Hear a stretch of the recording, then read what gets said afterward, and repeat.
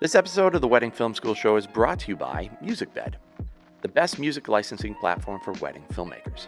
Head over to themusicbed.com and enter our code WFS on checkout to get a free month on your annual wedding subscription. Now, on to the show. So we are the leading hospitality training and consulting company. There's really not any other way to teach people about how people expect to be treated than just experiencing it firsthand, right? And that's, I think, in any industry, whether it's film, whether it's planning, whether it's design, you have to know what you're talking about. If you want to sell good food, you got to eat good food. You notice what's important to that couple, to that day, also to that wedding planner. They put a bunch of effort into a floral wall or something. It's this big thing. Why didn't you film that? Well, that's not important to the couple. They paid for it. One of the biggest mistakes, and I'm a huge advocate of all partners, videographers, photographers, any of them, not just talking to the planner. They have to talk to the couple.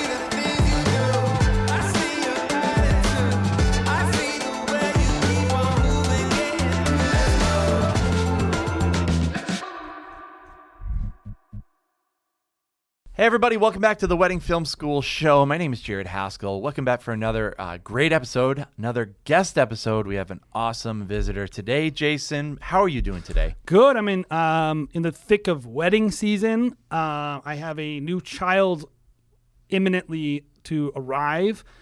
And then my wife is essentially immobile. So I have a 5-year-old as well that I'm 100% responsible for. So things are Why just... Why are you podcasting right now? Things are just so easy right now. But you know what it makes me think about? It makes me think about today's guest because I remember being... I saw... This is Cindy, by the way. It's Cindy Novotny from Masters Connection. And we were at Engage in, 21? Yeah, 21. 21, yep. Bahamas. And she was a speaker, and everybody there was really oh my God, Cindy Novotny. And I was like, who's Cindy Novotny?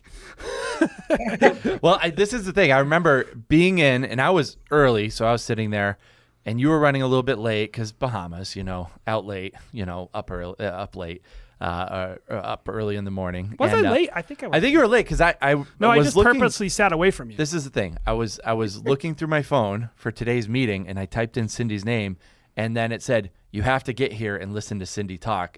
You will love her. And you were like, okay, I just pulled in or whatever. So yes. And it's funny because literally 5 minutes into Cindy's presentation, I was like, Jay is going to love this person. She's going to be Jay's favorite person of all time because they're so similar. So I was listening to her and I was like, yo, this is some real talk. I'm into this. And she, honestly don't even remember what the talk was, but I remember it was good. And I remember I liked it and I asked a question, and later Cindy came up to me and I don't know if she knows how much this means to me, but she came up to me and she's like, hey, you get it. And I was like, yeah. Okay. And so I was like, I want to have her on because if you don't know, and we'll introduce Cindy right now and then we'll have her talk about herself. So how you doing, Cindy? I'm doing great. I'm glad to be here. Thank you so much for agreeing to come on to our show. So why don't you so Cindy is not a wedding filmmaker. She's not a wedding planner. In fact, she doesn't even specifically work in the wedding industry. But why don't you tell your wedding industry adjacent for sure. Tell everybody what is your connection to the wedding industry and what do you guys do over at Masters Connection? Okay. All right. Well, I have been in the hospitality industry my entire career. So from the beginning, it was always restaurants, nightclubs, hotels. So all things that. And then because of that, you do a lot of weddings. You're the venue and you book a lot of weddings. So I actually, with the Engage connection, Rebecca and Catherine worked at Disney. I did training. I worked for Disney as well, but then I became a sales trainer for Disney.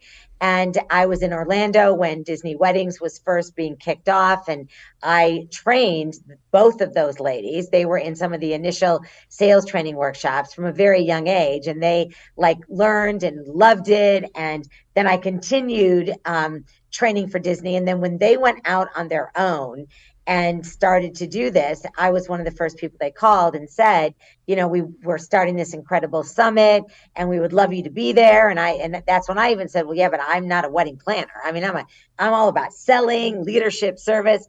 They said, no, because everybody else will be about showing the pretty weddings and all the things they do. And really, I had never in my life, I'd been around planners just of booking their business, but never, I mean, no way videographers, photographers, musicians, all the, florists, designers, all the stuff that goes into the audience of Engage. And, now I'm on about it's been 10 years they've been doing it. And, or it could be 15 now, but it's been a long time. And I've done probably all but 4 of them, right? Where I do a keynote, I do breakouts, I meet people like you. I never leave. I network at the events. I chat with everyone, because some speakers, it is, they're there and then they're like, okay, I gotta go. So that's how I became the, go-to person for many people in that industry. Yeah, it's really interesting. And so, one of the things that resonates with me is your connection to the hospitality industry. I was telling you before in pre-pro, like I am always viewing my wedding filmmaking business as a part of the hospitality industry. I also really love luxury travel. I like high-end hotels. I feel like it's refined my palate. I remember watching Euro Dreams of Sushi. He says, if you want to make good food, you have to eat good food. Right. I think if you go into environments that will enhance you, you'll connect with your couples more. And so that's helped me. So I was like really attracted to like some of your messages because the hospitality thing, the idea of like creating experiences, all that. Tell everybody a little bit about what you do in that industry now with Master Connection. So we are I would say the leading hospitality training and consulting company in all luxury for sure. And then, but across the gamut. So, it's not always just about luxury. It's Holiday Inns because you can get great luxury service at a Hampton, at Garden Inn, at a Hilton Garden Inn, at a Holiday Inn. I stayed at a great Holiday Inn Express the other day. Great experience. Yeah, we do a lot in luxury hospitality as well. So we work with all the sales and the event and the catering and the wedding teams that book all this business globally, all over the globe. And then we also work with all the leadership. So we're working with, GMs and directors of sales and marketing and directors of food and beverage and reservations and guest service, things like that, on how to lead better and how to, get people to do a better job, be empowered and take care of this guest that's paying all this money. And then we work with guest service. So right down to people serving the food, the bartenders, the housekeepers, anybody that is actually doing any of that, service work. We are right there, helping them at all times. And I think that sets us apart because we know the business. We know the business very well. And the idea is that most people are not hands-on. We're very hands-on. I'm partners in a restaurant. I get it. And so that's, I think, in any industry, whether it's film, whether it's planning, whether it's design, you have to know what you're talking about. You have to, and I like it. If you like to, if you want to sell good food, you got to eat good food, right? How come they never, ever have a crib when I tell them ahead of time, I want a crib? Yeah, that's a problem. And they're supposed to have a crib. And the funny story of that, I can't believe you used that as an example. I use the example of when I first worked for Disney. I was in sales, but I worked in reservations too. And I hadn't traveled the world at all. And I found out that I took a reservation from a British couple and they asked for a cot. And because I really didn't go through any international training of what people call different things in different parts of the world, a cot to me meant a rollaway. So I booked a rollaway for a 9-month-old and they needed a crib. And that's when I remember thinking to myself, we don't train right. There should be a list right on the wall of, in Thailand, they call a crib this. In England, they call it this. And you see what I mean? And that's part of the examples. I use that example all the time. But the fact that you ask for a crib and you don't get a crib is a big issue. I would say so. It makes me upset, especially when it's a $1,200 a night room. But exactly. But anyway, I digress. Jared. Yeah, But it's a good example. Thank you. Totally. I think just as we've gotten into kind of the luxury wedding world, it's just that you see so many parallels between luxury hotels and the luxury kind of wedding world for sure.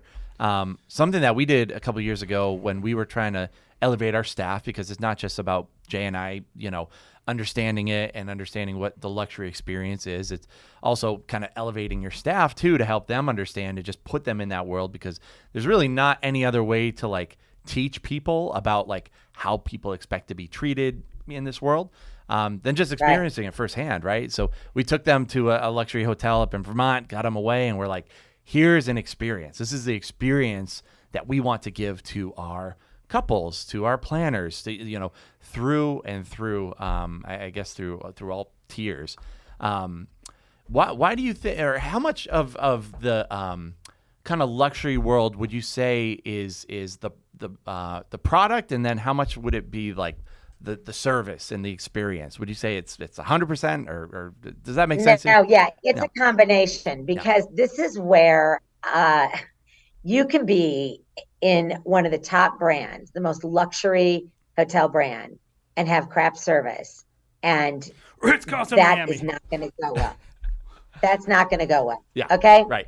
Because if I'm spending, and right now, and this is an actual stat that has come out from because I work with a lot of luxury travel advisors, that right now over like 70% of luxury customers feel they're not getting the same value that they got before COVID. And let me explain why that is. It's that the rates have doubled, tripled, and quadrupled in some cases. Now, this isn't just luxury. I'm talking about Hilton, Marriott, Holiday Inn Express. Every rate has gone up because of the demand. So if you put it in the luxury segment, and I'm paying $1,800 a night, okay, for just a room, not a suite, just a room, and they don't have enough staff, and they took 24-hour room service down to ending at midnight, and you don't get 10 o'clock and some. Yeah, and what? 10 o'clock and some. Yeah. Oh, yeah. That's gone. Yeah. Okay. And all those things and nuances, people are like, oh, wait a minute. All right. So what's happening is people are trying to reset right now. We're trying to get everybody back. But you also have to know that the look and feel of luxury depends on the style of the actual product and what the visiting guest wants. So I actually love old school hospitality. I love some of the resorts and things that look older, that aren't as modern-y and slick as some others. Now, I like a nice clean line, some modern hotels too, but it depends. I don't want so old that I have a huge old bedspread and that's dusty. It's not like that. But I like to have people greeting you with unbelievable, panache and like hello, and let me go ahead, Mrs. Novotny, and get your bag, and you come down. I love that. Where some of the luxury hotels have gone so simplified that you're checking in online, it's pretty much chat GBT, and it's just easy to do, and it makes it nice for people. You can use your phone as your key. But it's style. That's what I'm trying to say. There's a customer for every type. And that applies to the brides today and the wedding planners. There's one for every type. And to me, luxury is knowing your customer. You got to know who your customer is. And I believe, now I'm not, again, in the film world, I know that we adjust our style based on the customer. So, I do training for hardware stores. All right. So when I'm training for hardware stores, I'm not in my Jimmy Choos and my St. John's and walking in, I'm wearing a pair of, khakis and a blazer, and I'm in there with guys, and I'm training truck drivers, a driver for some of the biggest tent companies that put up tents for all the big luxury weddings. So I adjust what we do. And I think that's luxury. Yeah. Luxury is knowing your customer and adjusting your style and approach. That's what we always say. It's all about bespoke is the name of the game. And And of course, the level of exclusivity, but primarily customizing and creating experiences for people, films for people, relationships for people that they feel they have control over and that they feel represent them and their values. Like that's why, like, if you go to a Four Seasons, I think they don't always deliver on this, but everything they do on their site has children. Oh, and they really do pride themselves. So I work for Ritz-Carlton. I train and I work a lot with Four Seasons. They're a huge client of ours. But I was with Ritz-Carlton for 13 years before Marriott took them over, and we ran the Ritz-Carlton Learning Institute. Ritz-Carlton and Four Seasons were very similar from the beginning of time, from Isidore Sharp that started Four Seasons to Horst Schulze with Ritz-Carlton. And they were the first of the first. Four Seasons actually being first of the first with the kids clubs, phones in the bathroom, not that you need those anymore, but robes in the room, 24-hour room service. And Ritz-Carlton had a lot of that. Their Ritz Kids Clubs, things like that, kids for all seasons. So Four Seasons was one of the first ones to put kids clubs into city hotels. Mm-hmm. And pools. Okay, because a lot of executives, way before COVID, I'm talking 15 years ago or something, they were actually traveling with kids, right? So either if the mom didn't work, she went with them, like for the business trip to New York or Boston or whatever, and then she played, but maybe wanted to go shopping and put the kids in the kids club. And that, it depends on where the hotel is, but those are things where they started like the first little check-in in some of their hotels, where they had a lower desk, and the little Sunday brunches had its own little place. And I think that, I love that. Okay. Me too. And it's so, and whether you have kids or not, and I had, my daughter's grown now, but you should see, even when I'm at a brunch or something, I love to walk over to that little kids. First of all, they have some of the stuff I want. You know what I'm saying? I'm like, oh, I want that waffle. And so I do think that those are the things where you look at the nuances of who your customer is. Yeah. And I would say, like, when I walk into a hotel, and I'll relate this to filmmaking, so stay with me, filmmakers. But, when I go to a hotel with my daughter, the one Dalton in Boston, my daughter goes, oh, my hotel. That's her hotel, right? That's how she sees it, is my hotel.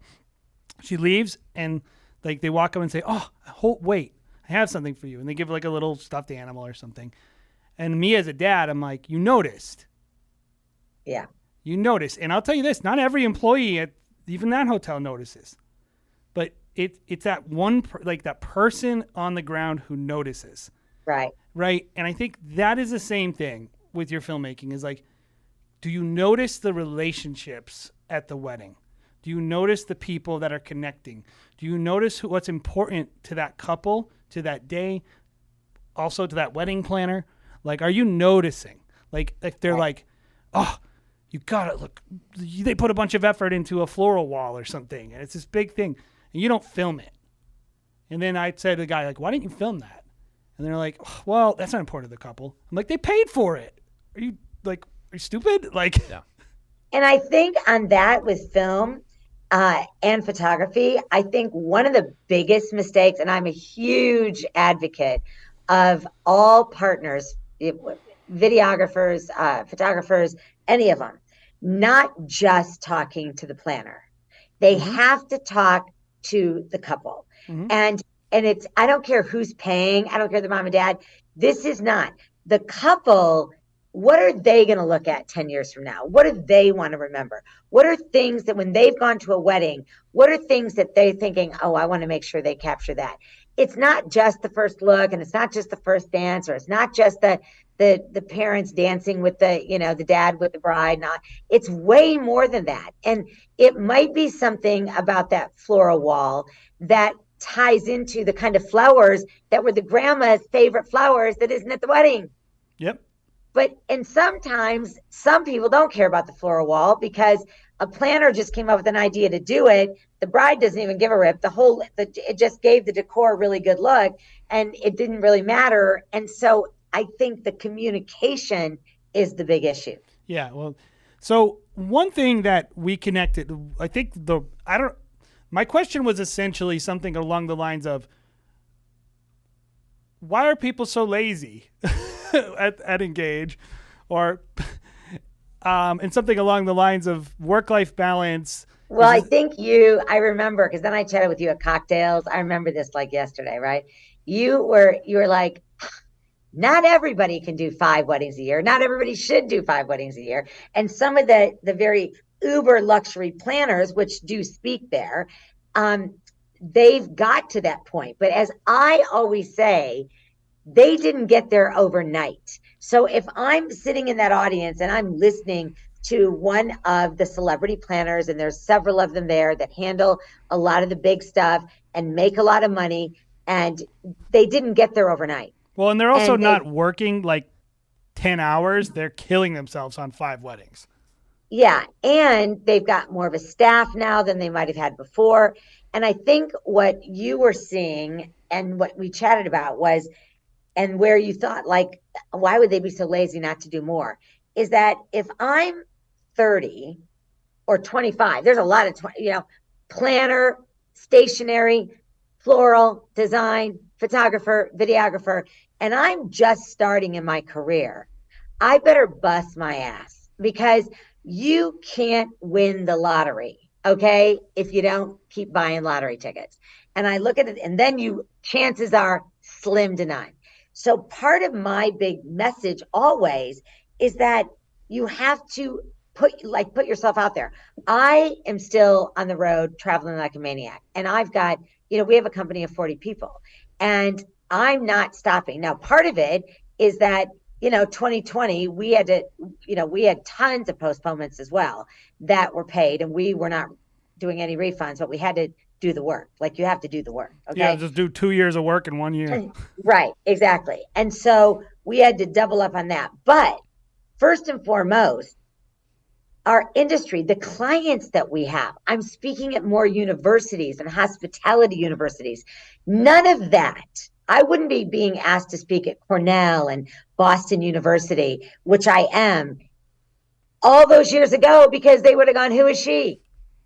Like, who is she? Okay. And by the way, I would have nothing to share. I would have been like, wow, I just got going on this and I'm doing pretty good.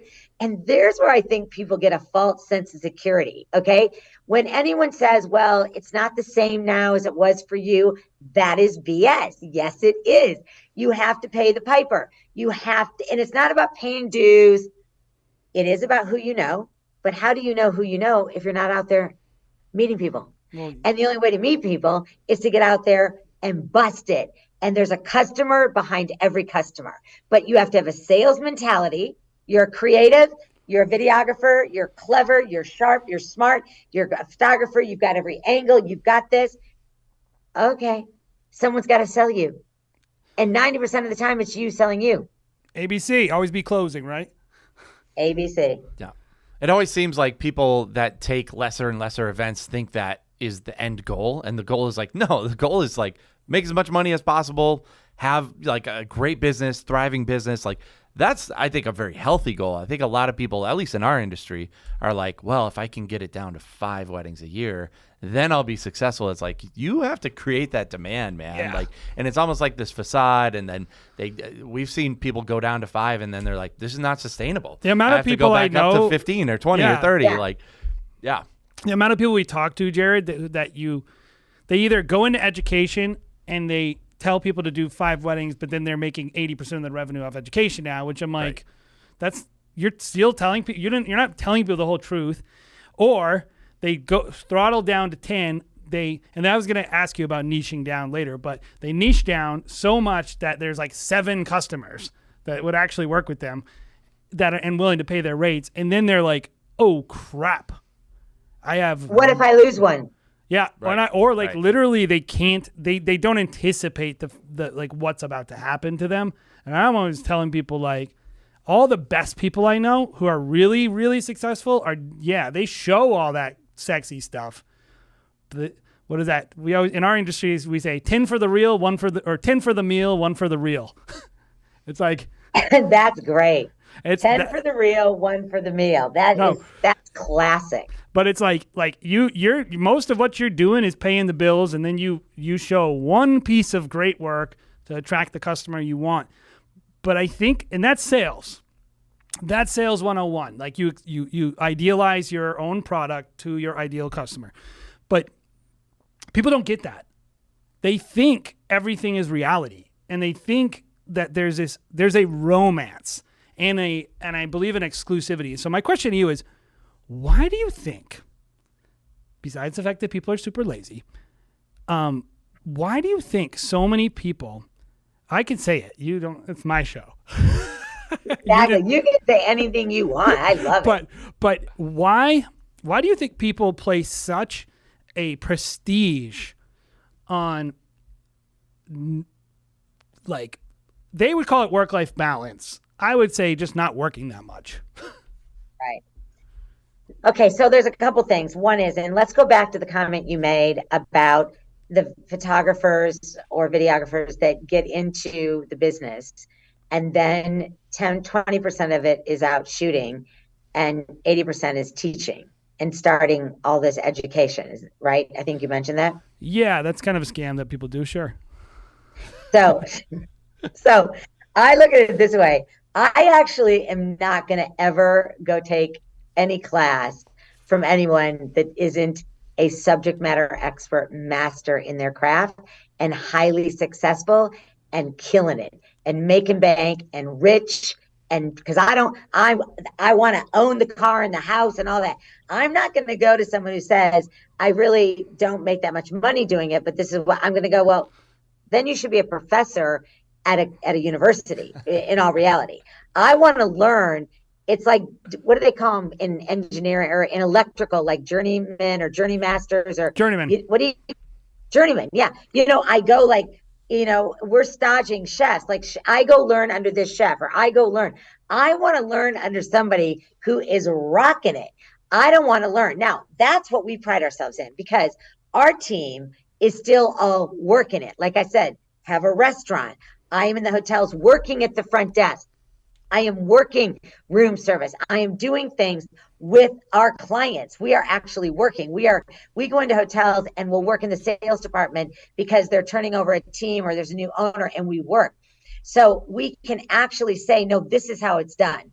Let me get on the phone and show you. Where if I was going to learn film from you, I'm going to learn by like whatever I have to learn about the stuff, but then the actual shooting, I want to see you doing it. Right.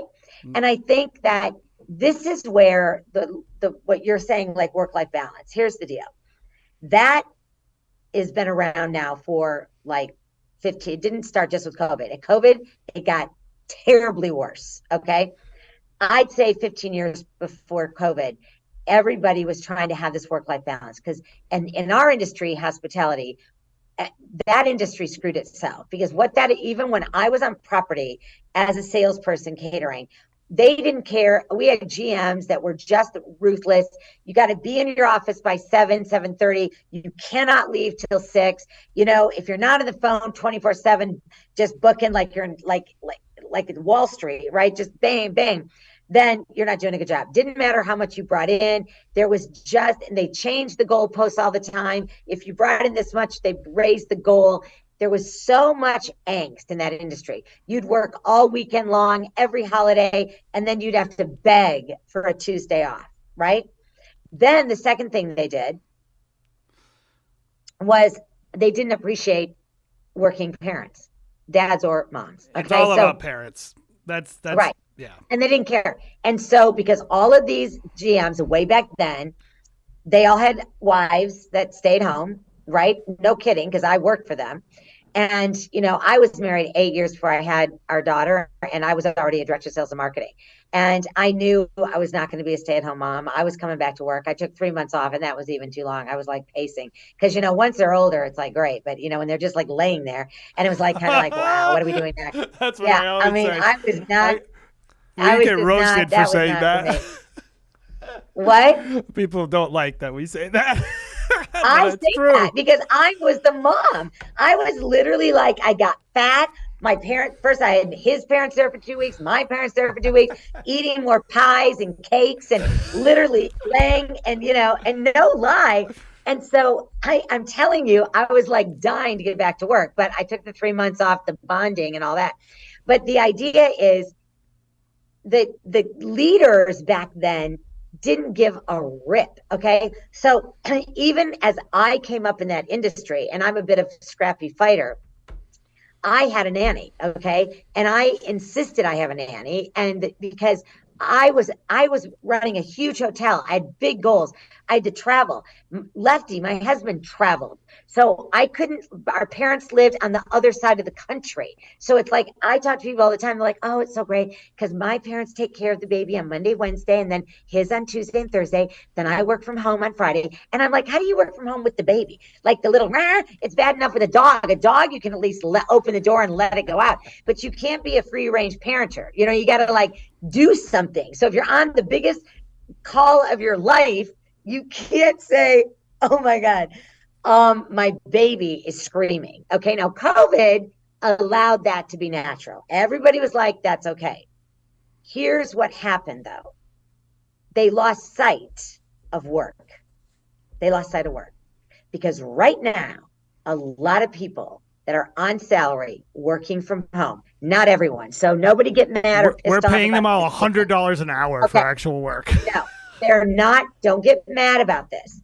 I know for a fact, because I have done so many literally interviews with companies that are saying we need our people back to work. They have to be in the office. Look at you two. You're sitting across from each other, brainstorming, chatting, collaborating. You cannot do this from this, okay? But this that we're doing, this Zoom, is 1 hour. So what happens is if Fridays I work from home, because I have that option now, I actually do laundry, I check emails, I take the baby for a walk, I walk the dog, I go to Pilates, and the Pilates has a little baby care place, and then I answer a couple more emails. I'm not working. Okay, and anybody can argue this. Now, if you're on straight commission, which is what my husband was on his entire career, okay, straight commission, then you've got to work. Because if you don't work, you don't make any money, okay? If you don't work, you don't make any money. And I think that the biggest issue, I just got to check one thing. Okay, the biggest issue is that many of these people aren't on straight commission. They are working for a paycheck. And so it's now they're entitled to be able to have this flexibility. So in entrepreneurship, which is a lot of your people on that, they've got to understand that work-life balance is you've got to take how much money do you want to make to live a great life, whatever you want to live. Because I love when people say, I want the Mercedes, I want the house, I want the vacation home, okay, but I only want to work this much. So you have to financially figure out what is that going to take. And the biggest issue, you've got to bank this cash. Like right now, we don't know what tomorrow holds. Nobody, because we were prepared. Lefty and I kept our company going, kept our employees. They took a 30% cut in pay, but they kept going. We paid their insurance, and we're a small company. We kept our restaurant open. We kept everybody working. Who do you think took the cut in pay? Us. Zero money came to us for literally 2 years, to the two of us. It went into the business. It paid our team. We kept it going. We have all the same people. Now, most of those entrepreneurs that say, I only want to do 10 weddings a year. I only want to do 5. I want to be self-sufficient. If the rug gets pulled out tomorrow, you're done. Yep. You're done. Well, and here's the key thing to understand. You're explaining a world that none of us have ever lived in if you're a creative. You have never, ever had anyone who would give you insurance, probably, No. or anything. You have no childcare. Most wedding filmmakers, I believe, the average salary is about like $60K. Not horrible, Yep. like you're making a living, No. but like you're not rich. You don't. If you are passionate about this industry, you're not banking a bunch of extra cash. I don't understand the mentality or the thinking that comes with, like, I always say, I believe in work-life boundaries. Yeah, But that is a great line. But there is no balance. It's like saying, like, I'm a farmer who believes in work-life balance. It's like, no, You plant in planting season, you reap in reaping season. And there are times where you just do neither because you can't. Right. You get while the getting's good. Right. And I have a farm. So I know I have a 200-acre cattle farm. One year we do corn, one year we do soybeans. And I know I don't look like a farmer, but I'm going there on Sunday. Hell yeah. Like we have someone farming with us, but if we have drought, we're not like Napa with all these big sprinkler systems over our grapes. If we have drought, that corn doesn't grow. If it's not knee high by the 4th of July, we are screwed. And this is what people don't get. And they think, and I love when they go, oh, farming, that must be easy. I'm like, oh, wow. What? Who says that, man? Farming is psycho hard. People in New York. New York City. Wow.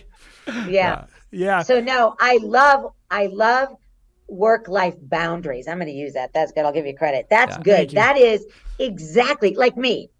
I have my phone when I'm out to dinner and I'm with dinner with my husband or my daughter. I just was in Boston. I was with her and we had dinner. My phone is on mute. It's not on going to ring and bother people, but I'm looking at it because I have trainers all over the world. So I have people in Vietnam. I got to look in case I see if one of my trainers are calling, they need something. Okay. I will step out of the restaurant, take the call, but I don't have it on ring. There's no bings, tings, nothing. I am focused on my dinner. I'm focused, and that's a boundary. I'm not like taking every call. It's just the ones I know, right? I'm going to absolutely take it because the trainer is going to need to. It'd be like somebody working for you shooting a wedding, and they're in the middle of the wedding, and they need some expertise. You better give it to them now, or it's not good. Yeah. My fear is this whole, philosophy about like work-life balance and people not going to work and becoming, lazy and just, becoming more European. No offense to our European listeners. But it kind of comes at like the beginning of this whole AI trend, which at the end of the day, it's going to replace people. We were talking a little bit about it before, we started. How do you see AI affecting hospitality, in the next 3 years, 5 years, whatever? Yeah, so it's so funny you bring this up. In 2 weeks, I'm speaking in Vegas at a huge roundtable with hotel and casino execs about this. So I look at, first of all, let's just go back to no crib in the bedroom. Okay, when you check in. Okay, all right. They have all the technology now to do some of that stuff right. What AI is going to do is going to replace, which it already has in some cases, transactional employees. So you call the airline, you get the bot. They talk to you, they ask you information, and if they can help you with simple things. But if you're like me, I'm always hitting, I want a person. I got to talk to a person because nothing I want is that easy. Otherwise, I just do it online, right? So the key is that you are going to replace that sort of transactional where AI will help elevate or technology itself, whether it's, OpenAI or ChatGPT, and we'll come back to that because that's a whole, ChatGPT is scary to me. But anyway, what it will do is when you call to make your reservation, there's going to be a whole dossier on you. And then they're going to know you're like you dial and it pulls it up right away. Do you see what I'm saying? How is that not already happening? Yeah, but it's already happening at a clunky level. Yeah. Clunky. Okay. So I think what has to be realized by all these hospitality people is that they might be able to replace some employees, but then they should beef up for the frontline experience. Yes. Because if everything's seamless in the reservation because a robot did it and there's no human error and everything's perfect, if I then get there to check in, and even if I've checked in on an iPad or an iPhone and I don't have to see anybody, I can go right to my room, use my phone as the key. Okay. I still am going to go to the bar. I still want a craft cocktail.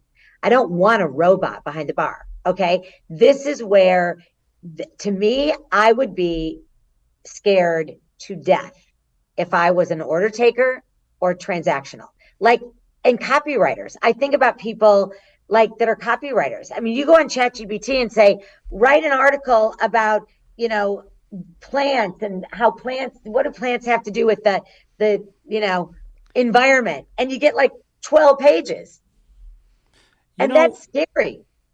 I think one of the things that always sticks out to me that relates to all parts of the wedding industry, hospitality, even filmmaking, and just specifically making films, is technology will always, if you're a great artist, it will always make you, it can make you better. Maybe not always, but it will make you better. If you're a bad artist, it'll make you worse. Right? And because I think it always comes down to love and caring. Like, I agree. Like when you go into a hotel or to a wedding, if all the easy stuff is easy, that means, okay, there's more room for you to notice my kid. Right. There's more room to notice the things that I ordered for breakfast every morning. There's more room to notice those things. In people who get that, people who take the advantage of the technology and even filmmaking, it's coming into our industry, making things easier. Take the layups that technology gives you, but realize it comes with a cost with everyone in our entire society, which is they now expect you to actually pay attention to them because they are experiencing the ease too. All of us have all this free time. Like when I call and I have to give the same information to the person at the front desk, I'm not going to lie, I'm incredulous. Like, oh, I love it. Yeah. It makes me, I'm always like, why do I have to tell you this 8 times? Like, yeah. It came up when I called you. Or like, how about the second I call you and I give you my name, pull my stuff up right away. Right. Don't make me explain crap to you. Because I'm calling you and I'm paying for this room. And like, because I know that it's actually easy for them. And I know that they literally... This is the problem. Yes. And they chose not to do it because they didn't think I would call them out. Right. And what I love the example, if you're good, AI will make you better. If you're bad, it's going to make you worse, really, because it's going to highlight everything you're bad at.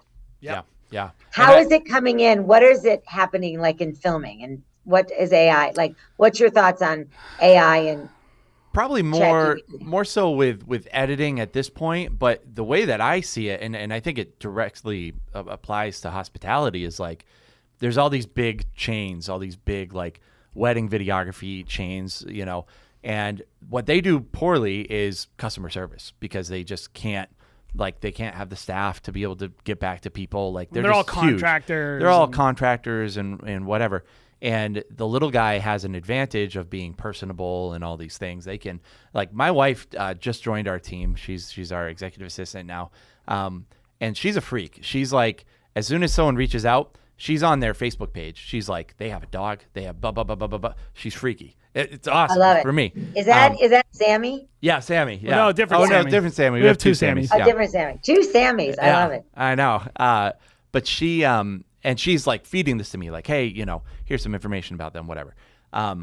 If you're a big company, you currently can't do that kind of work. But I foresee something like an AI being able to feed salespeople. It simulates hospitality. Just do a quick skim of the internet, pull it all in and be like, oh yeah, and as a salesperson, like I do all of our sales, and it's like, that's something that I would totally take advantage of immediately. But it's hard. Like, I don't have the time to go on. And so it's just a time saver. Like you said, I mean, it's just going to be like, but I do wonder if those will be able to like take advantage of it. Small chain, those large, there's like in our industry, there's these large filmmaking national chains that they actually don't make anything. They don't edit anything. They don't shoot anything. Yep. All they do is sell weddings and then contract out the work.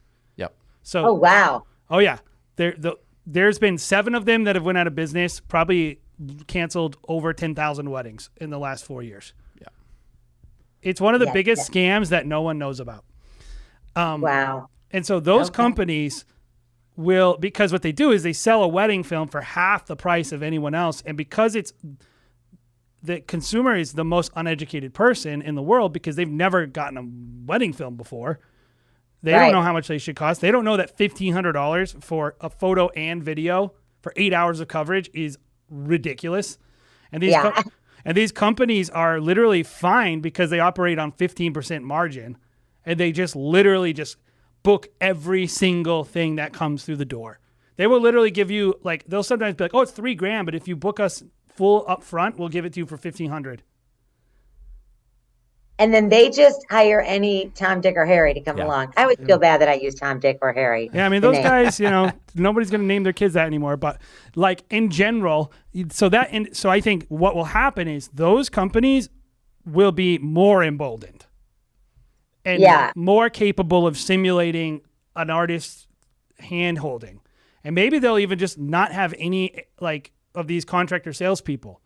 Yeah. Because so this could actually help them then. Yeah. It'll help them destroy other people, which is why I am always telling the people in our industry, if you run your own business, you need to and you're a filmmaker, you're guaranteed basically not rich. You don't have a bunch of cash in your pocket. You're a laborer. So get to work. Like you better grind your you are not going to have like the cash you talked about. Good luck having a bunch of cash when you have a $10,000 annual gear overhead out of an $80,000 income. Right. And you're not working that much. Right. Yeah. People will be like, "Oh, well, I've heard these conversations. People are like, "Well, I'm an artist. AI won't be able to replace artists."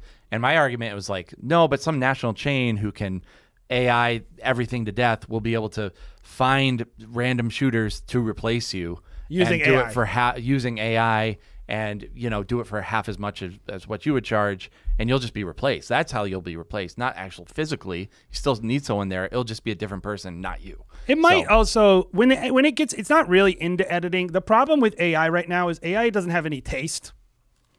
Yeah. It's not a human. Right. It's not a human being, and it doesn't know the difference between good art and bad art. Oh my God, that I gotta write that down. Yeah. AI has no taste. It just doesn't know, and like that's what art is like it's sophistication. Like class, no taste or class. And I'm doing some AI music generation now for a YouTube video. I'm trying to come up with an totally AI created wedding film, AI couple, AI animated, AI generated music, every single thing AI. Oh my God, that's so funny. Just for fun. And the music is horrible.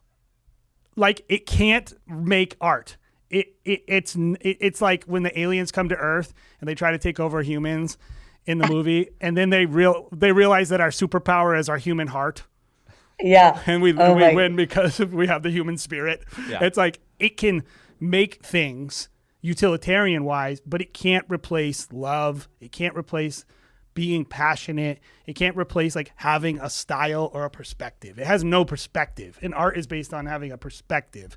So I think ideally, like I think we're relatively safe, but there's some little things. I love the AI video though. That's great. It'll be funny. Hopefully, we'll be lucky if 1,000 people watch it, but well, send it to me. I'll post it. I'll Nice. send it out there. So, but as we're kind of closing up, Cindy, this is what I was going to ask you. So obviously you're not in the industry. So this industry, or like not in this side of the industry. So this advice is just your basic advice on how, like with entrepreneurs and sales. Like, okay, we're kind of telling people not to be abused by their jobs, not to live in a unhealthy way, but to really, really care about sales and to be really pragmatic when they're thinking about their businesses. Don't be a dreamer, really focus and be realistic. So sales is important. What is the number one sales tip you give to people in the hospitality industry? Well, basically it's persistence. It is never, ever stopping. You could make a ton of money this month and then say, oh, that's great. I can kind of relax next month. It's persistence. It's consistent, repeatable persistence. I'm sure you watched the Jordan Air, the Michael Jordan Air. Did you see the Air movie? Have you seen it? Like, I love it. Persistence, right? You don't give up. And most salespeople that are artists or in hospitality, they don't sometimes think like that. And so there's, like we say, it takes 6 to 7 times to talk to a prospect before they become a customer. And that could take a year. Okay. Now, little different if you're shooting like a wedding and that they're getting married. But remember, I said there's a customer behind every customer. So for every wedding you shoot, there should be 3 or 4 more leads behind that wedding. Literally, right? That's our entire business model, Cindy. Yeah, I tell people all the time. I say that all the time. Yeah. And so what we always say is you have to stay so focused on the drive. So all your tough calls have to be made before noon. Our sales team has to do 100 touch points a week. I don't care about a call report because I can look in Salesforce and see all your activity, what you're doing. But every week we have 5 salespeople. I get a status report, and it's new from new, new from old, and new from existing. So if I don't see any new from new on there, if they're just keeping the same churning, we have a ton of repeat customers. I want to know what's going on. So we build our new business. Now, we're not just in one segment because, hospitality is 60% and corporate is 40. So we work with real estate companies in hospitals, automotive, still on sales, service, and leadership, but 100 touch points I want. And that doesn't mean you're just sending email. I want you talking, touching, having a call like this, that sort of thing. Yeah. So if you don't have grit, seriously, sales is not for the faint-hearted. You gotta kiss a lot of frogs before you get to the prince, right? Yep. And you got to enjoy it. Like, I love it. I mean, to me, no is never no. Unless somebody said to me, if you call me again, I'm going to call the cops. I'd be like, oh, okay. And then, then I would just like trace it up to call them like in 6 months because they'll be fired too. So yeah. It doesn't really matter. You just keep going and going and going. Yep. I think we call that a referral tree. Is like you need every wedding you shoot, there's a referral that can come from it. Every single time. But the problem is a lot of people, it'd be like, I use this example a lot on the podcast, Jared, is like, you get 3 strikes, you're out. And that affects your batting average. But what if you got 100 strikes? What if you could swing at 100 pitches? Right. And what if like only home runs counted? And you could just keep like, people don't give themselves enough swings at the plate for no reason. They artificially, It's like they swing at the plate one time and they're like, he's like, no, you can still go. He's like, no, I'm out. Yeah, I tried it once. It didn't work. I tried it once. It didn't work. Do you remember that book's Ultimate Sales Machine, Jared? Yeah. And he talks about like the number one quality of a good salesperson is they have high empathy, high grit. Yeah. Oh, yeah. My empathy's not that high, but my grit's good. Yeah. Yeah. But they basically say like by empathy, they define it like you can understand the customer's problem. Oh, yeah. I have that. You care about their problem, but you also never take no for an answer. What is the book, The Ultimate Sales Machine. It's kind of old. Oh, yeah. I think it's an older book. I've read that. Yeah. Yeah. It was a good book. It was really influential in my life. And we read it early in our wedding business, and it really helped us define what it means to sell. And we tell people all the time, it's like, I go, how many leads did you get?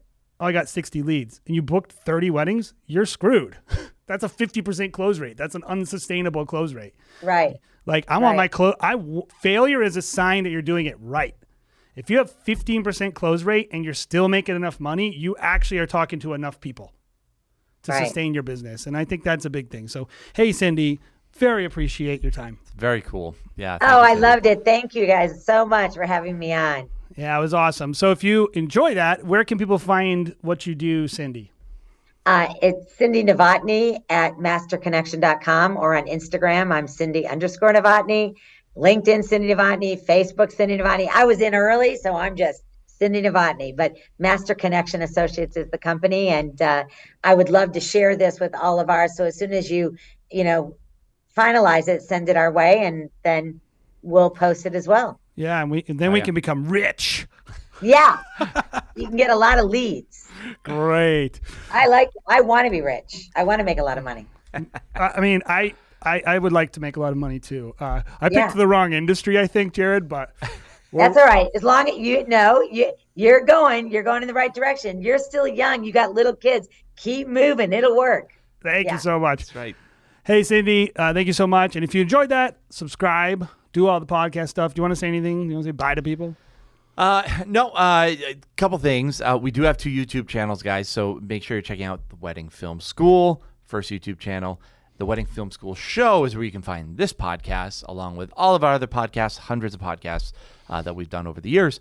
And make sure you're checking that out. Our Facebook group is alive and well, very active, lots of new people. I think we're probably bringing in close to like 50 people a week now, Jay. So yeah, I'd say it's growing over there. 17,000 people in a Facebook group, 170,000 people on YouTube, and 11K on the other one. So you go check it out if you like wedding filmmaking content and you like not people who, I don't have a product to sell you. My product is you being successful. So go check it out.